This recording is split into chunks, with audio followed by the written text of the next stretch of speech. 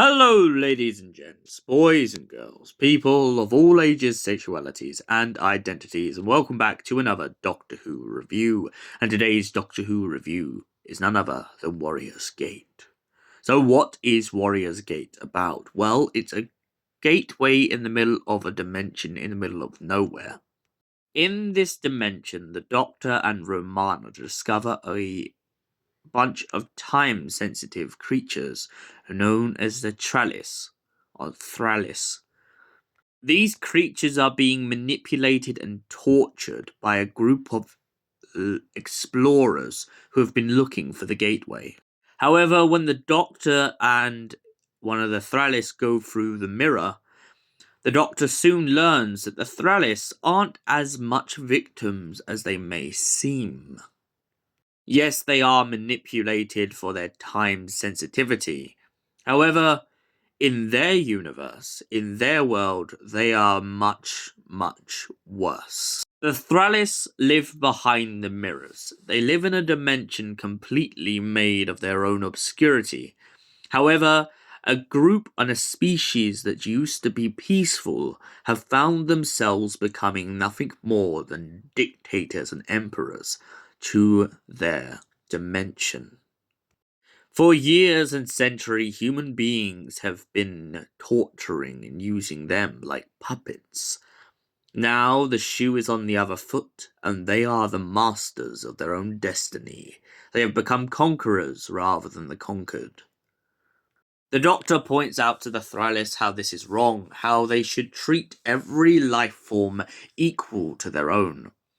And if they don't, the Doctor will make them pay the ultimate price. Of course, this happens, and the Doctor and the Thrallis agree that something must be done because the gateway between the worlds is breaking down, and if it breaks too far, everything will go into the void.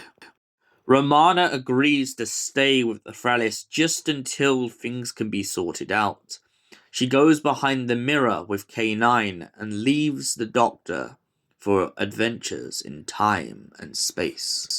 So, what did I think of Warrior's Gate? I love this story for a number of reasons. The Thrallis themselves just look really, really cool.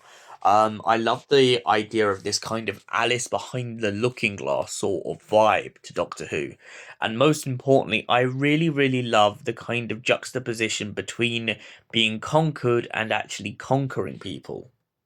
I also feel like one of the greatest things that happens in this story is the way that the Doctor and Romana actually feel vulnerable in this story. Not only because they're in a universe that they don't know, but they're prodded and pushed around like servants and like being demoralized for being time sensitive.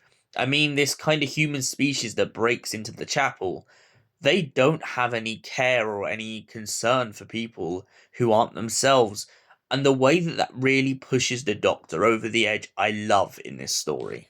I also love how it also pushes Romana over the edge because finally they're in a situation where it's kind of like they could be in life or death.